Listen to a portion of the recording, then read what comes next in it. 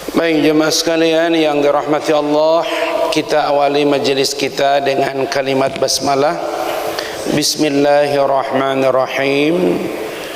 Assalamualaikum warahmatullahi wabarakatuh.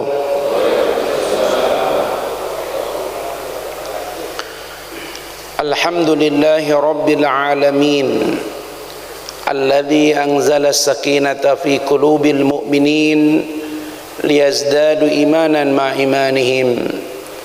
Asyhadu an la ilaha illallah wahda la syarika la wa asyhadu anna Muhammadan abduhu wa rasuluhu la nabiyya ba'dah. Allahumma fasalli wa sallim wa barik ala Muhammadin imamul mursalin qaidil mujahidin wa ala alihi wa ashabihi wa ansarihi wa junudihi wa man tamassaka bi sunnatihi wa man da'a bi da'watihi wa man jahada fi sabilihi wa man tabi'ahum bi ihsan ila yaumil qiyamah wa ba'd. Faqala ta'ala ya ayyuhalladzina amanu taqullaha haqqa tuqatih wa la tamutunna illa wa antum muslimun. Wa qala ta'ala ya ayyuhalladzina amanu taqullaha wa kunu ma'as shadiqin. Jamaah subuh keluarga besar Masjid Jami Al-Hidayah yang sama-sama dicintai Allah, hari ini kita sudah masuk hari ke-6 di bulan Sya'ban. Mudah-mudahan Allah Subhanahu wa taala memberikan kita umur, memberikan kita kesempatan sehingga insyaallah bersama keluarga kita, bersama handai tolan kita, bersama jamaah kaum muslimin, tahun ini kita semua dipantaskan Allah memasuki Ramadan. Ustadz, kenapa pakai kalimat dipantaskan? Karena ada orang yang hadir di Ramadan tapi dia celaka.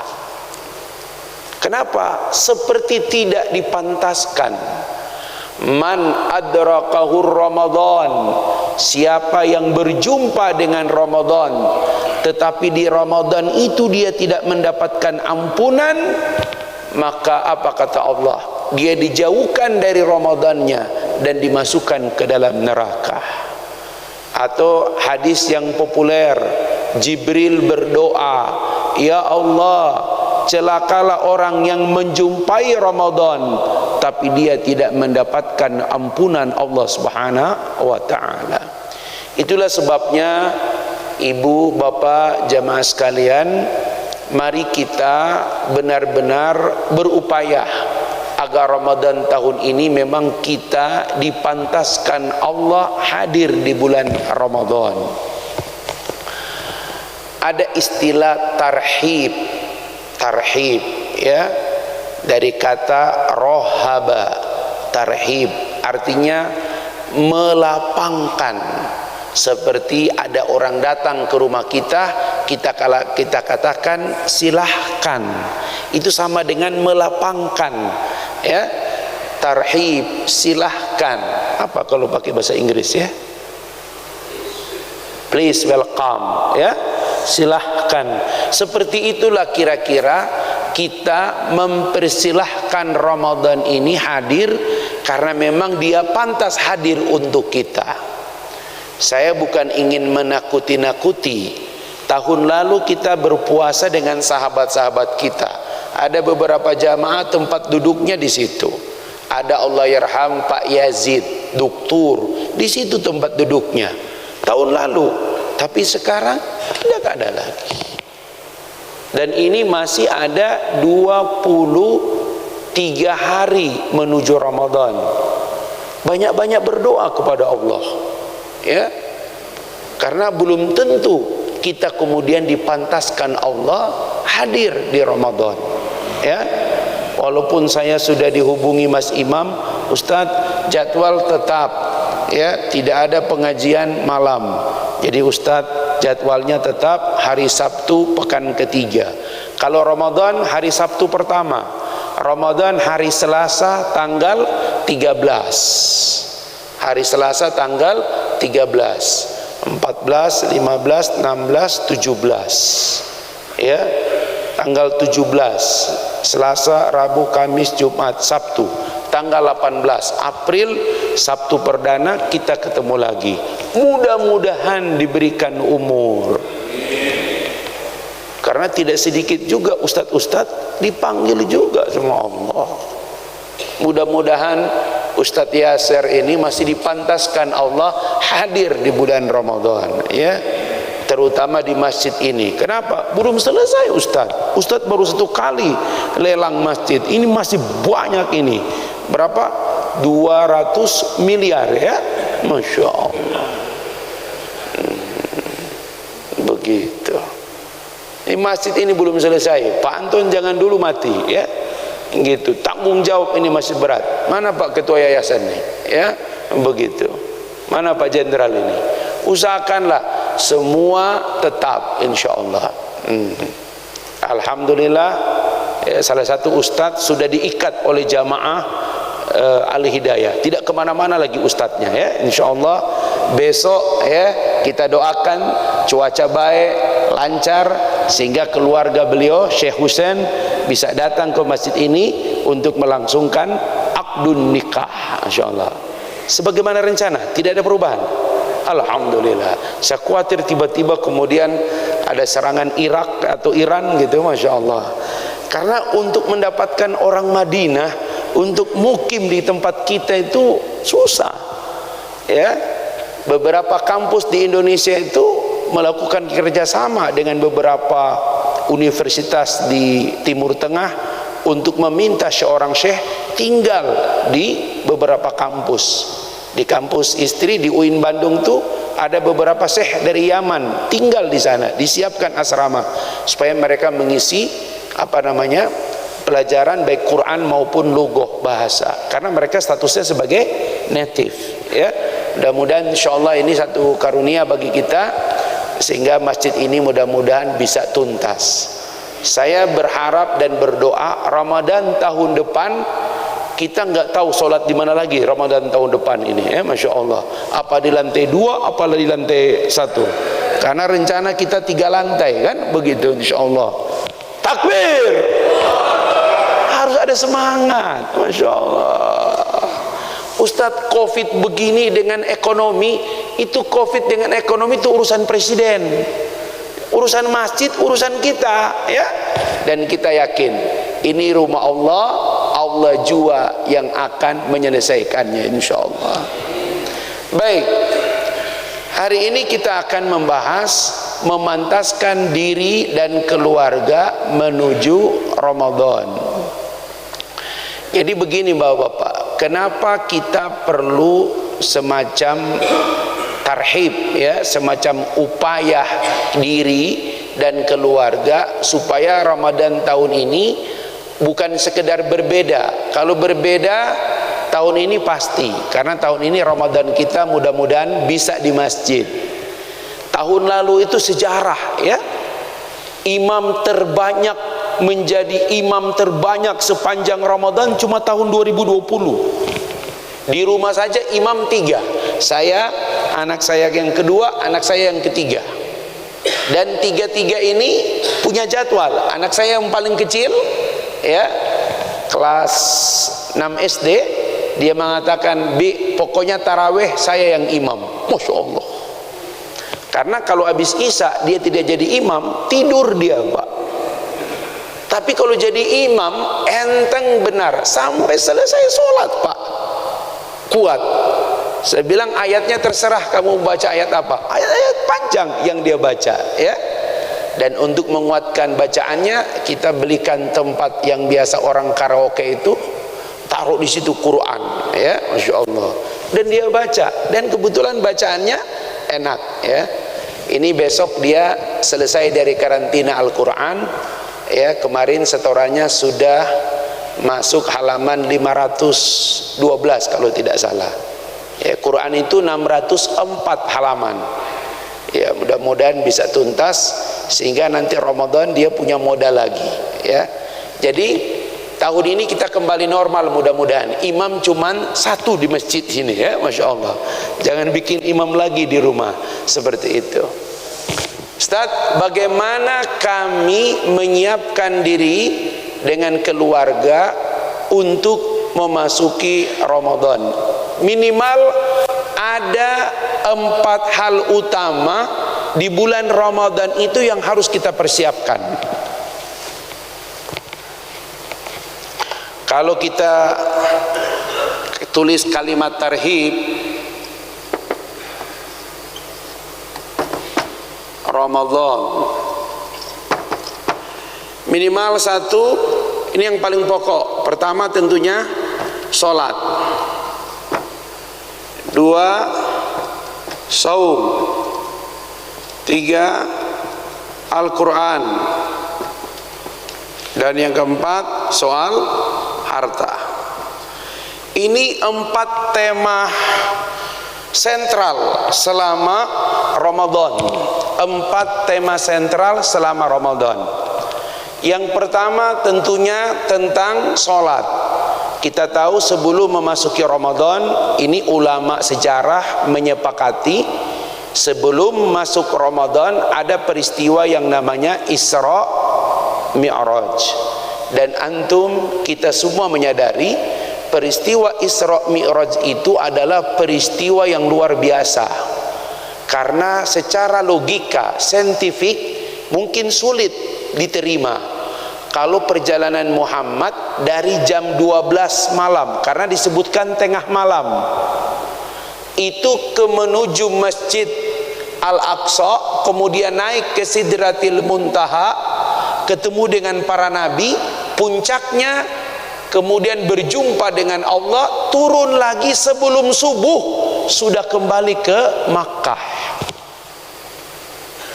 Bapak-bapak, Ustadz sedikit mengajak kita, tahu nggak apa yang terjadi, Pak? Itu setelah pulang dari perjalanan itu, Nabi duduk bukan semacam bengong, ya, merenungi perjalanan itu di depan Ka'bah. Dan Abu Jahal mendatangi Nabi dan bertanya dengan cara yang baik, "Ya Muhammad, madza bika? Apa yang terjadi padamu?" Dan Nabi menceritakan seluruh perjalanan Isra Mi'raj. Ingat, orang Arab itu salah satu kelebihannya hafalannya kuat. Maka kemudian Abu Jahal, ya, menceritakan itu kepada orang-orang kalau Nabi melakukan perjalanan itu. Dia bukan maksud menyiarkan perjalanan Nabi, tapi sengaja untuk menjatuhkan Nabi. Maka orang-orang pada waktu itu kaget, kok bisa? Bahkan orang-orang beriman bertanya-tanya, apa betul? Karena perjalanan paling cepat dari Makkah ke Palestina dengan kuda yang paling sehat, kuda yang sudah sering dipakai, itu 1 bulan perjalanan. Jauh, Pak. Ya, tidak mungkin. Apa yang terjadi, Pak? Orang-orang Quraisy pada waktu itu, termasuk kaum muslimin, mulai bertanya-tanya. Apa kata Abu Jahal? Tinggal 1 orang lagi, kita undang dia di Ka'bah. Kalau sampai dia tidak percaya perjalanan ini, selesai Muhammad. Siapa yang ditanyakan itu? Abdurrahman ibnu Khufafah, yang dikenal dengan Abu Bakar. Ya, belum ada sidiknya, belum. Ya, Abu Bakar. Kenapa disebut Abu Bakar? Dialah bapaknya Aisyah, si perawan itu, Bikrun. Ya, apa yang terjadi, Pak? Ketika Abu Bakar dipanggil dan diceritakan oleh Abu Jahal peristiwa itu, jadi promosi gratis. Semua orang Quraisy akhirnya tahu peristiwa Isra Mi'raj. Tidak cuma ragu, Pak, tapi tahu. Ketika ditanyakan kepada Abu Bakar, apa jawaban Abu Bakar? Sadaqta ya Muhammad, engkau pasti benar ya Muhammad. Masya Allah. Ya, kecewa Abu Jahal. Tadinya dia percaya kalau Abu Bakar ragu aja sedikit, selesai Muhammad. Tapi Abu Bakar mengatakan, sadaqta ya Muhammad. Jika itu datang dari Muhammad, dari Tuhannya pasti benar. Bahkan jika lebih cepat dari perjalanan itu pasti benar. Orang-orang kaget, masih berkumpul orang-orang Quraisy. Tapi ingat, pernyataan sadaqta bukan sekedar keyakinan yang kosong, tapi keyakinan dengan kecerdasan. Apa kata Abu Bakar? Lihat Pak, karena dia yakin Nabi itu pergi ke Palestina, dia tanyakan kepada orang Quraisy, siapa di antara kalian yang sudah pernah ke Palestina? Angkat tangan. 1, 2, 3, 4, 5, 6. Ada kurang lebih 10 orang yang hadir di situ sudah pernah ke Palestina. Siapa di antara kalian yang pernah masuk di Masjid Al-Aqsa? Angkat tangan. 1, 2, 3. Kalian hafal tentang Masjid Al-Aqsa? Kapan? Sekarang pertanyaannya, apakah kalian yakin Muhammad pernah pergi sebelum ini ke Palestina? Belum pernah. Kalau begitu kita tanyakan kepada Nabi. Rasulullah ditanyakan Abu Bakar, ya Rasul, ya Muhammad, gambarkan kepada kami bagaimana pintu Masjid Al-Aqsa, bagaimana jendelanya, bagaimana isinya. Masya Allah, Rasulullah menjelaskan sedetil-detilnya. Apa kata orang-orang Quraisy tadi? Benar seperti itu ya Muhammad. Masya Allah. Itu yang namanya pengikut cerdas. Ya. Dan bapak-bapak, peristiwa ini menggemparkan. Maka sebagian orang Quraisy sejak saat itu benar-benar percaya kepada Muhammad. Dan sejak saat itulah Abu Bakar ditambah dengan julukan As-Siddiq, orang yang selalu membenarkan apa yang datang dari Allah dan Rasulnya. Wa ma atakumur rasulu fakhuduh wa ma nahakum anhu fantahu. Apa saja yang datang dari Rasul terima, apa saja yang dilarang oleh Rasul tinggalkan. Itulah kualitas Abu Bakar Siddiq. Nah bapak-bapak sekalian, kenapa Ustadz memulai dengan ini? Karena salah satu perintah yang paling utama dari peristiwa Isra Mi'raj itu adalah sholat 5 waktu. Ustadz, kenapa tarhib ini dulu yang kita bahas? Mohon maaf Pak, Ramadan itu bulan saum. Tapi ingat, ibadah terbanyak di Ramadan itu adalah ibadah sholat. Bahkan ada satu sholat yang cuma ada di Ramadan. Kalau kita datang Isya di masjid ini Pak, kemudian ikut taraweh sampai tuntas dengan witir, tidak berdiri setelah taraweh Pak, saya katakan ulang lagi, rugi. Habis taraweh Anda berdiri, rugi. Anda tuntas sampai witir, satu paket dengan imam, dengan witir selesai, apa kata Rasul? Maka dia mendapatkan pahala seperti pahala solat semalam penuh. Jadi paketnya lengkap, ya, paketnya lengkap. Kayak istri di rumah, kalau dia solat di rumah sampaikan kepada istri, tuntas sampai dengan witir. Makanya beruntung kalau di rumah itu ada, mohon maaf, ada khodimat yang tinggal di rumah, bacaan Qur'annya bagus. Dulu saya punya khodimat, waktu tes saya tuh baca Quran dulu. Ustadz, saya mau nyuci bukan mau ngaji, baca Quran dulu. Pas dia baca Quran bagus bener, Masya Allah. Saya bilang kalau begitu boleh diterima gitu. Jadi di rumah itu kadang dia jadi imam. Kenapa? Bacaan Qurannya bagus. Kalau hafalannya tidak ada, boleh taruh mushaf di depan, sebagaimana Aisyah radhiyallahu an menyuruh khodimatnya menjadi imam. Kenapa? Karena yang paling utama menjadi imam itu adalah aqra'uhum, yang paling bagus bacaannya, karena membuat kita nyaman, ya begitu. Maka kemudian Aisyah menempelkan suhuf-suhuf di dindingnya dan menyuruh pembantunya itu membacakan lembaran-lembaran suhuf itu. Jadi bapak-bapak, pertanyaannya Ustadz, kok sholat Ustadz? Karena Ramadan itu nggak ada artinya kalau sholat Anda bermasalah. Sholat Anda bermasalah, ya. Maka kita lihat di sekolah-sekolah, nggak tahu tahun ini bagaimana prosesnya. Dulu kita sekolah-sekolah itu kalau Ramadan selesai sholat datang anak-anak itu, Ustaz, kenapa? Paraf imam. Kalau Isya ada tambahannya, paraf imam dan penceramah. Bahkan di kotak paling kanan ada judul tema ceramah. Begitu sekolah itu, Pak. Itu nama tadrib, artinya latihan. Pertanyaannya, Ustaz, kenapa sholat kita harus siapkan menuju Ramadan? Ini alasannya. Mari buka Quran, ya. Kalau kita tanya tentang sholat, Pak, ini yang menjadi alasan. Quran surat, ya, Quran surat Maryam ayat 59. Quran surat Maryam ayat 59.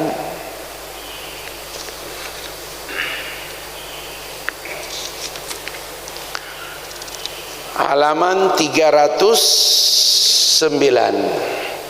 pas setelah sujud sajadah.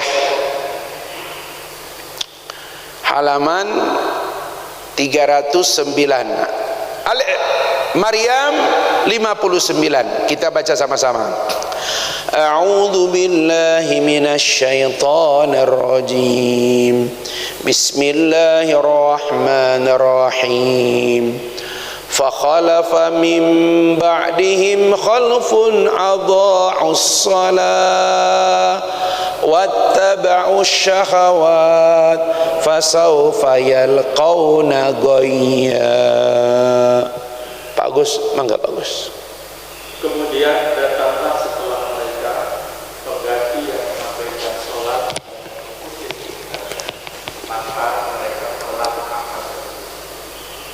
Lihat Pak, kenapa sholat kita perlu evaluasi? Ini dari dulu Nabi sudah diingatkan ini. Akan datang pengganti-pengganti. Adha'us sholah, menyepelekan. Bukan gak sholat Pak. Anak-anak kita, keluarga kita bukan gak sholat, tapi sholatnya disepelekan. Ramadan perbaiki ini, ya. Saya pernah bilang, kalau bisa selama Ramadan coba bikin program apa? Marhaban ya Ramadan, welcome to Ramadan. Apalagi kita katakan, selamat datang Ramadan, selamat tinggal Mas Buk. Tahu Mas Buk? Temannya Mas Jok. Pak, coba berniat Pak, satu keluarga ini dulu selama Ramadan tidak pernah meninggalkan qobliyah. Coba 1 bulan Ustadz, siap. Siap. Mulai dari Selasa, Rabu, Kamis, Jumat, Sabtu, Minggu. Masih ingat ucapan Allah yarham? Kalau masuk Ramadan saya ingat satu kiai, rindu banget dengan joknya. Allah yarham Khairu Yunus, Kiai Haji Khairu Yunus. Masih ingat joknya? 6 fenomena Ramadan itu ditulis sama beliau. 1, pekan pertama Masjid Surau penuh, bahkan pasang tenda. Betul?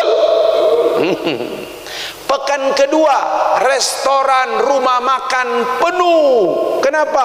Bukber. Yang bikin hancur soft masjid itu bukber. Nggak enak dari kantor Ustadz, nggak enak alumni Ustadz, ya, bukber. Pekan ketiga mall, pasar, toko penuh, persiapan pulang kampung. Pekan keempat jalan tol macet, bandara sesak penuh. Kan Ustadz kita safar. Hancur Ramadan.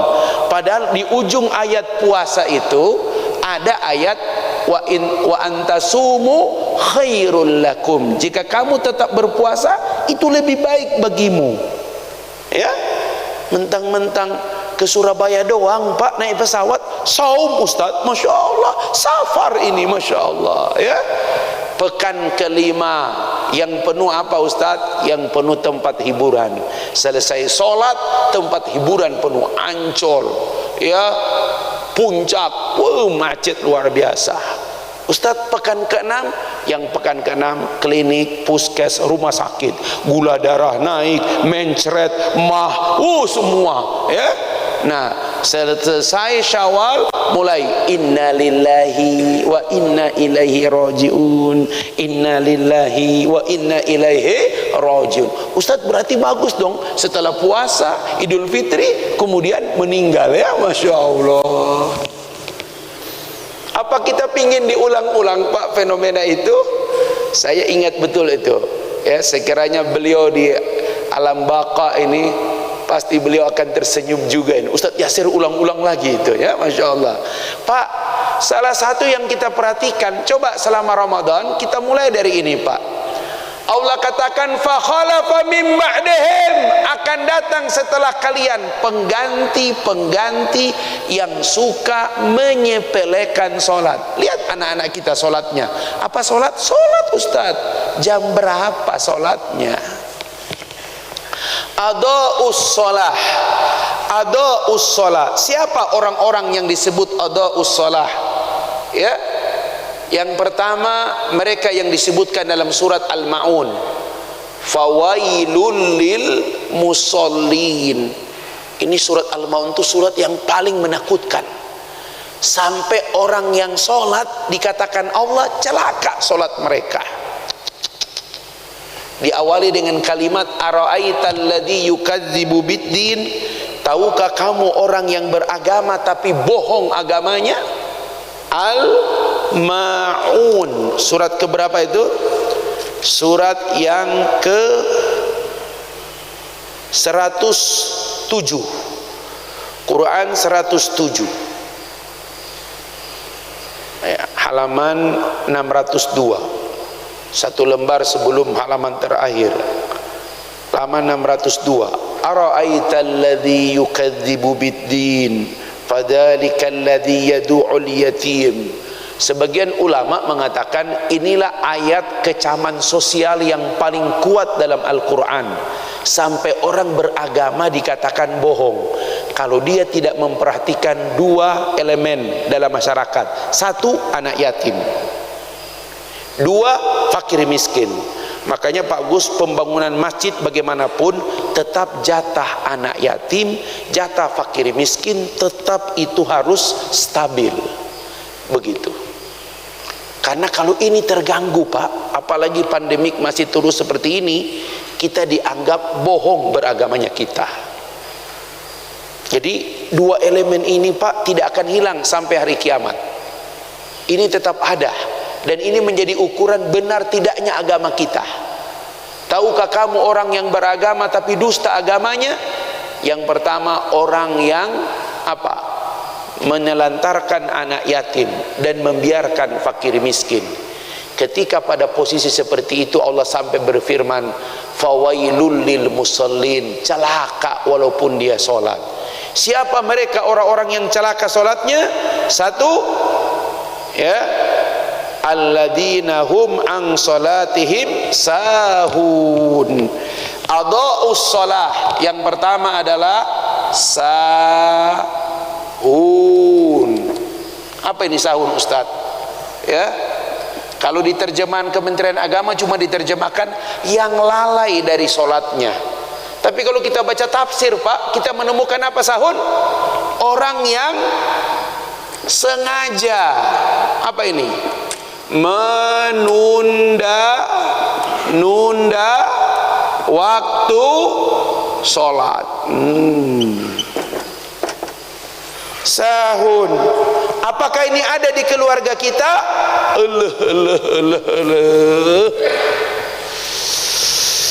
Mah, udah zuhur mah. Zuhur apaan sih Pak? Zuhur ini udah mau 12:30. Kan masih lama asar. Emaknya yang kasih contoh. Dibilang zuhur masih lama asar, dibilang asar masih lama maghrib, dibilang maghrib nanti bentar lagi, dibilang isya jauh subuh. Yang paling parah dibilang subuh, apa jawabannya? Masih lama zuhur. Innalillahi wa inna ilaihi rajiun. Eta mah mama gelo, eta mah ya Allah. Masa subuh ukurannya zuhur?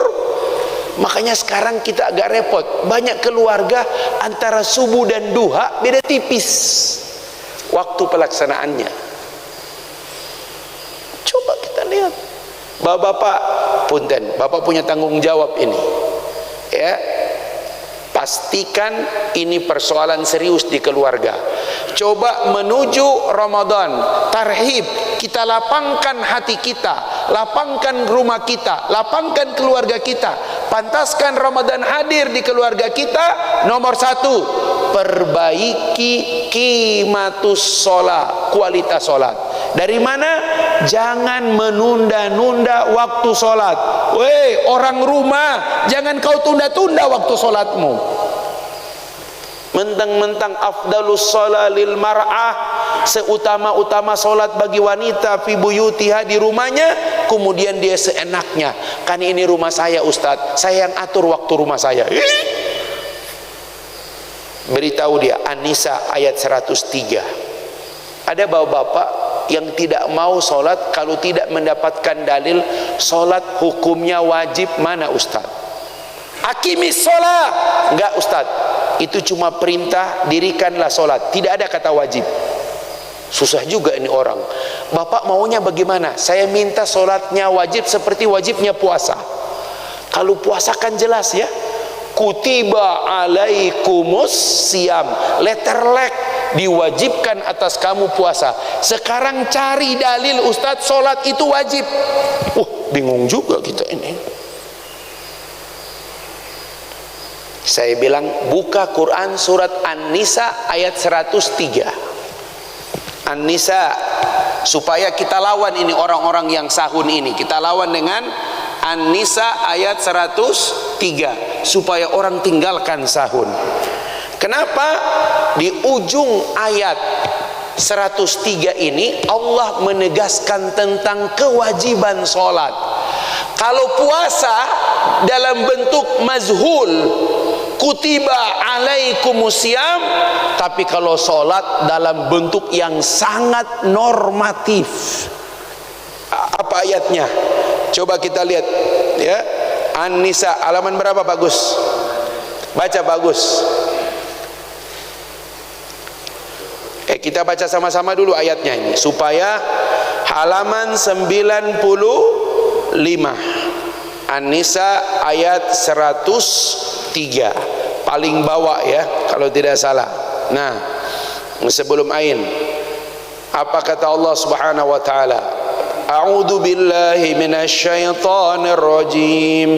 Bismillahirrahmanirrahim.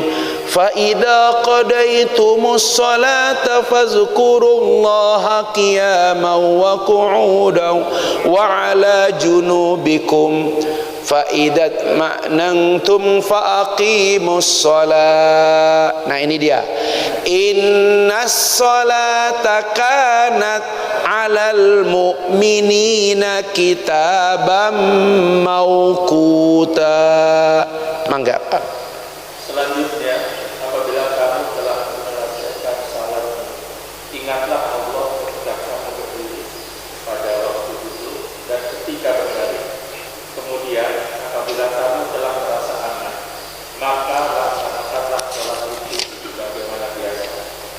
Sungguh sholat itu adalah kewajiban yang ditentukan waktunya atas orang-orang yang beriman. Apa makna ayat ini? Makna ayat ini, sholat itu Pak diwajibkan dengan paket waktu. Makanya disebut bukan waktu tapi mauquta. Mauquta itu waktu yang sudah ditentukan. Nggak boleh kita sholat menurut kita, nggak boleh Pak. Makanya kenapa Imam Malik berbeda dengan jumhur dalam bab sholat. Apa perbedaannya? Karena menurut Imam Malik, sholat itu perintahnya aqimis sholat. Dari kata qoma, qoma itu lurus. Makanya sholat harus lurus.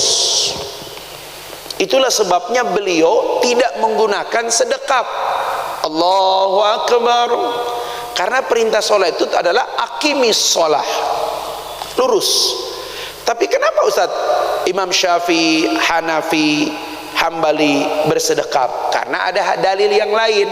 Sallu kama ra'aitumuni usolli, solatlah kalian seperti aku solat. Maka karena Nabi bersedekap, maka kemudian kita juga ikut bersedekap.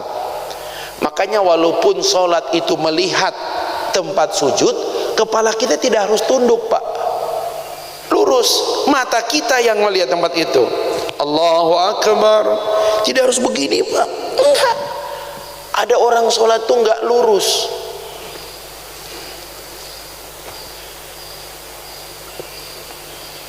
Aduh, kalau ada askar tuh sholat begitu-begitu. Coba. Jadi adha'us shalah itu salah satunya menunda-nunda waktu. Ustadz, ada enggak penjelasan lebih rinci kenapa sholat kita perbaiki? Bapak mau saya buka ini ayat, siap malu sendiri ya. Bagaimana Bapak koreksi sholat keluarga kita? Kenapa? Kalau kita buka ayat ini Bapak, kita perlu tangis. Kenapa? Jangan-jangan sholat kita dianggap oleh Allah seperti sholatnya orang muna. Tahu orang muna? Munafik. Lihat, geser sedikit. 142. Masih surat yang sama, geser sedikit. 142.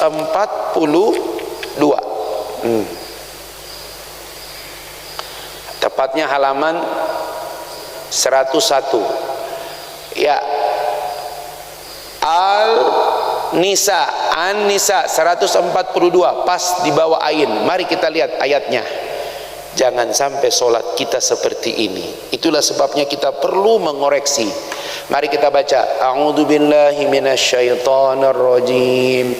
Bismillahirrahmanirrahim.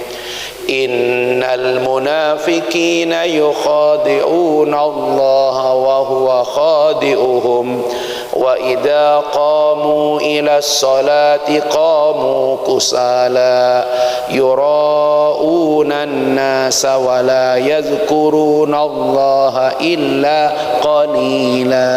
Bagus. Sesungguhnya orang munafik itu tidak menipu Allah, tetapi Allah lah yang menipu mereka. Apabila mereka berdiri untuk salat, mereka lakukan dengan malas. Mereka bermaksud ria, ingin dipuji di hadapan manusia, dan mereka tidak mengingat Allah kecuali sedikit. Halo. Di muka bumi ini satu-satunya yang berani nipu Allah itu orang munafik, Pak. Allah berani ditipu, Pak. Dan cara yang paling naif, dia menipu Allah dengan sholat. Makanya kenapa sebelum Ramadan perbaiki sholat keluargamu. Ini, Pak, 3 orang menipu Allah dengan sholat. 1, idza qamu ila sholati qamu kusala. Bangun sholat malas. Apa kata Ibnu Abbas? Dinukil oleh Ali bin Abi Thalib, dinukil oleh para sahabat, para ahli tafsir. Siapa orang yang sholatnya malas? Apa kata Ibnu Abbas? Barang siapa yang disuruhkan untuk sholat dan dia tidak bersemangat, ya, tidak bersemangat, maka sholatnya seluruhnya makruh. Apa arti makruh? Dibenci sama Allah. Kewajibannya terpenuhi, tapi Allah benci orang yang sholatnya malas. Sholat itu Allahu Akbar, Allahu Akbar, insyaallah. Maka dia cari saf pertama. Kalau di masa Rasul saf pertama itu, Pak, nggak bisa di booking, diundi. Iya, Pak, beda saf pertama, Pak. Begitu. Cuman tadi kenapa Ustadz maju ke depan? Disuruh sama Pak Ketua DKM. Kalau di masjid saya, Pak, saf pertama itu susah sekali kita mengalahkan. Karena ada member jamaah itu subuh jam 4 sudah di situ dia. Saya bilang ini orang nggak pernah berubah. Itu tempat duduk saf itu kayak sudah ada nama. Orangnya itu aja. Zuhur memang nggak muncul dia. Asar, maghrib, isya. Kenapa? Karena dia pulang malam. Tapi kalau subuh jam 4 sudah di situ. Dan itu saf pertama semua. Saya pernah sekali sebelum jam 4 saya sudah taruh sajadah saya. Gitu. Kalahkan mereka semua seperti itu. Gitu. Karena juga saya punya jadwal subuh di situ kan. Di situ. Wah, kata mereka, tumben Ustadz duluan katanya. Oh, tumben katanya, ya Allah. Cuman kadang-kadang malas juga Pak. Di saf pertama tuh udah pas duduk bukan salaman, ini kasih minyak, ini minyak Pak, bagus, Masya Allah, minyak angin semua Pak, Masya Allah, aduh. Ini minyak lawang panas, aduh ya Allah. Untung karpet sudah dicabut, kalau enggak itu baunya tidak tempel itu. Pak, coba tolong, pertama jangan sampai, makanya kita lihat, coba ayat ini dijelaskan kepada anak-anak, Dek, malas-malas sholat itu sholatnya orang munafik, Dek. Idza qamu ila sholati qamu kusala, tidak ada semangat, tidak ada spirit. Itu sholatnya orang munafik. Apalagi kalau imam ayat pertama sudah mulai dengan ayat, waduh panjang ini, dia yang pimpin itu orkestra.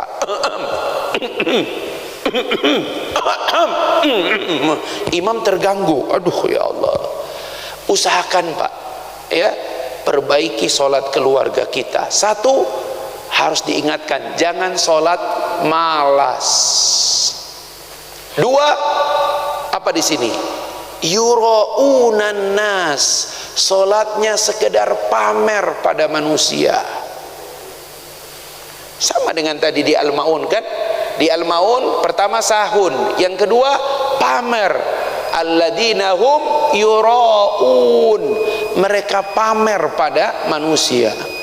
Ustadz, boleh nggak diberi penjelasan apa yang dimaksud riya dalam sholat? Rasul sendiri yang menyampaikan, barang siapa yang sholat sendirian, ya, membaca ayat-ayat pendek cepat, ya, sementara kalau sholat dia jadi imam ayat panjang, maka Allah sama dengan dia telah menghinakan Allah Azza wa Jalla. Marah benar Allah pada orang yang kalau sholat banyak orang dia panjang ayatnya, tapi kalau sendiri balik ke as-sholah. Apa tuh as-sholah? Inna a'toina, yang kedua wal asri. Masya Allah. Ustadz, saya pulang di Cimanggu sudah jam 10 belum sholat isya, gimana Ustadz? Cepat, jangan tidur, wudu, ganti baju, kalau bisa bersihkan tubuh, minum air hangat, kemudian sholat. Rakaat pertama kau pilih surat yang paling panjang kau hafal, baca rakaat pertama gitu. Kenapa Ustadz? Kau tutupi kekuranganmu. Sudah masbuk, ketinggalan tidak berjamaah, inna a'toina lagi, Masya Allah. Itu dia. Makanya jangan langsung sholat, bersihkan tubuh. Kalau tubuh sudah bersih, segar lagi, alas sajadah, sajadah terbaik, pakai minyak dulu. Alhamdulillah, Allahu Akbar. Seperti itu. Dulu saya pernah sama seorang dosen, ya, dibangunin saya, Yasir, kum, dia belum sholat isya. Saya sudah sholat isya, dia suruh berdiri di samping saya, wudu, ikut sholat. Masya Allah, dia waktu itu Pak belum sholat isya. Ini dosen ini Pak, luar biasa. Masya Allah, saya yang jadi masalah. Kenapa? Dia baca surat An-Nisa Pak, Masya Allah, Allahu Akbar, baca Fatihah, saya amin, ya. Saya sunnah, dia yang wajib. Dia baca surat An-Nisa, Masya Allah. Dalam arti saya, ya Allah, panjang benar ini, ya Allah. An-Nisa itu satu surat, selesai. Kamu salat, jazakallah ya Yasir. Saya bilang, Syekh, panjang amat. Dia sudah masbuk, dan untuk menutupi masbuknya dia membaca surat An-Nisa. Umar pernah dia membaca surat Al-Baqarah rakaat pertama, rakaat kedua Al-Imran. Masya Allah, kita ini udah telat. Rakaat pertama inna a'toina, rakaat kedua biasalah asli Ustaz kulhu. Masya Allah, Tapi istri dan anak, alhamdulillah ayah, masya Allah. Coba Pak, perbaiki kualitas sholat. Ayo Pak, kalau saya bilang checklist sholat keluargamu. Pak, sebelum Bapak mau ngirim paket Ramadan ke keluarga, apa itu kurma, apa itu sedikit untuk bekal sahur, Bapak cek dulu sholat mereka. Bapak masih ingat gak pulang Ramadan keluarga, kumpul keluarga, bentar lagi zuhur, yuk siap-siap. Kadang-kadang yang tua-tua itu susah. Wak, ayo Wak, duluan. Wak, ini celananya kotor, ada sarung Wak. Wak belum mandi, Wak junub. Masya Allah, ada aja alasannya. Berat, Masya Allah. Kalau bisa sholat keluarga kita itu, sholat keluarga itu kalau bisa sampai level apa? Isti'anah. Apa itu isti'anah? Sholat sebagai jalan keluar. Saya sering bilang kepada siapapun yang datang, Ustadz ada masalah, perbaiki kualitas sholatmu, Allah perbaiki kualitas hidupmu. Itu dia. Al-Baqarah, 2 kali di Al-Baqarah. Al-Baqarah 45-46, Al-Baqarah 153. Diulang 2 kali. Ista'inu bisabri wassalah wa innaha lakabiratun illa 'alal khashiin. Jadikan sabar dan sholat sebagai penolongmu. Tapi sholat itu berat kecuali orang yang khusyuk. Allah ulang lagi, ista'inu bisabri wassalah innallaha ma'as sabirin. Pak, kalau sholat nggak beres, bagaimana Ramadan mau tarhib? Silahkan kami lapangkan untukmu, tapi sholatnya bermasalah. Target Ramadan tahun ini keluarga kita tanpa masbuk. Itu bukan sebuah target yang biasa Pak, tapi target ini target kemuliaan. Kalau orang lain hanya biasa-biasa, tapi keluarga Bapak satu. Kami punya target, istri punya target, anak punya target, khodimat pembantu punya target. Di rumah ini tahun ini kita bersepakat Ramadan tanpa masbuk. Wah, siap? Masya Allah. Emang gak enak banget sih, ada jamaah itu kalau ke masjid pasti masbuk. Kita kalau assalamualaikum warahmatullah, assalamualaikum warahmatullah, wih dia lagi. Ustadz kenapa masbuk? Karena dia mandi pas azan. Jadi jadwal mandinya itu tunggu azan.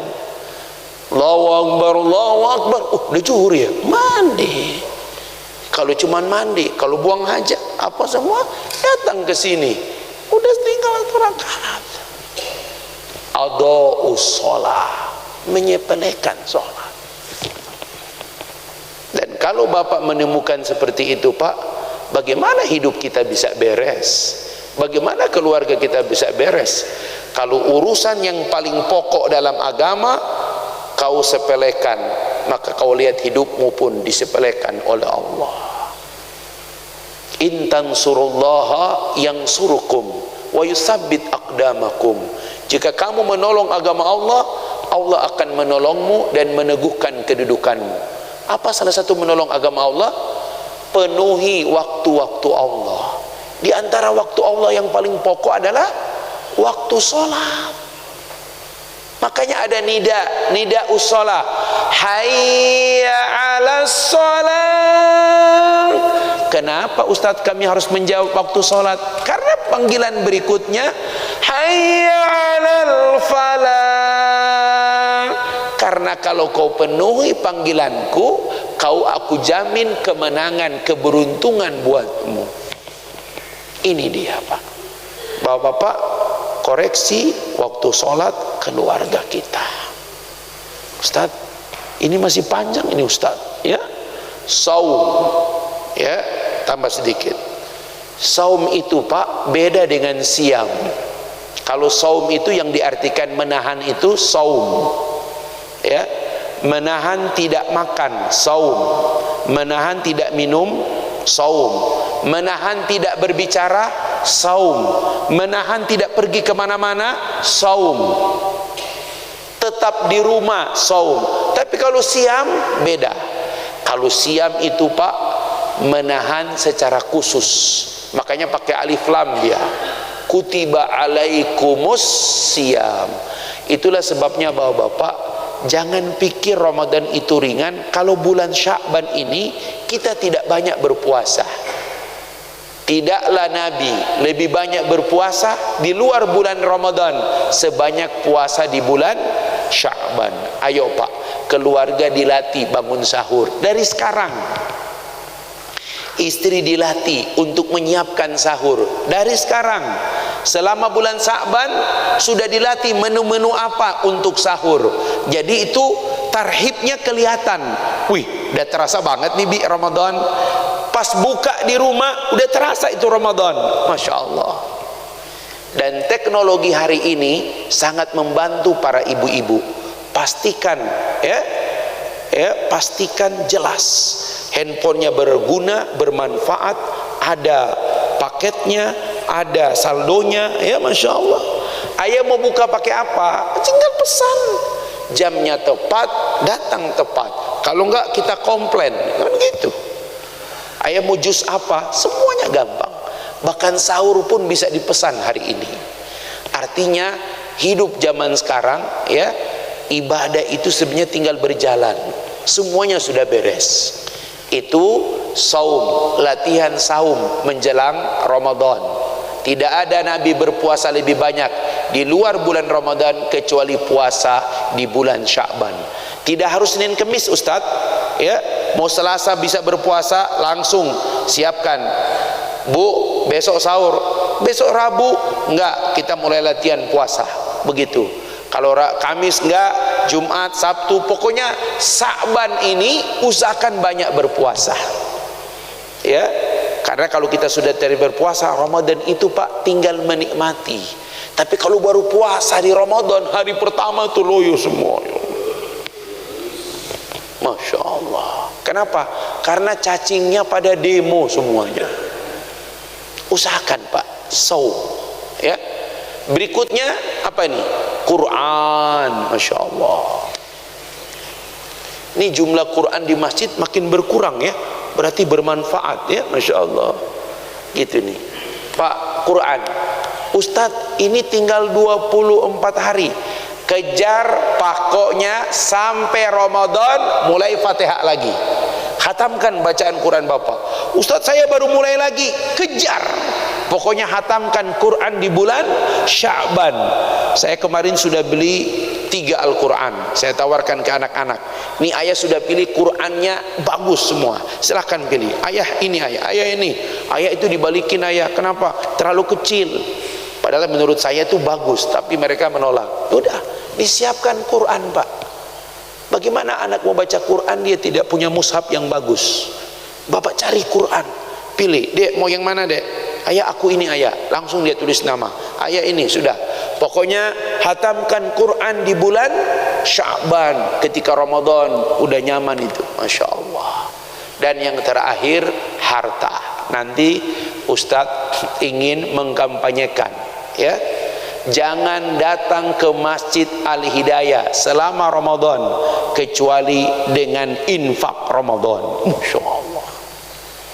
Memang ada gerakan tabungan subuh di masjid-masjid itu. Saya lihat, ya, setiap subuh itu keluar. Saya pernah tuh sekali duduk di luar, saya lihat, Masya Allah, semua pada ngantri di keropak. Keluar dari masjid subuh pada ngisi. Alhamdulillah. Nah, kita pingin gerakannya tidak cuma subuh. Memang ada hadis sedekah di waktu fajar, tapi kita pingin sedekah setiap kali ke masjid. Apalagi yang suka masbuk, itu paling wajib dia sedekah untuk nutupin kekurangannya itu. Kalau perlu kita akan buat di situ keropak masbuk, begitu. Jangan pulang isi keropak, ya. Lu terlambat juga kagak isi keropak, gitu ya. Coba Pak itu dibuka, itu lumayan loh itu Pak, ya. Di kami itu ada satu keropak khusus kita isi itu, yang memang nggak ditulis di masbuk Pak, tapi itu kalau kita buka itu yang paling banyak isinya, ya.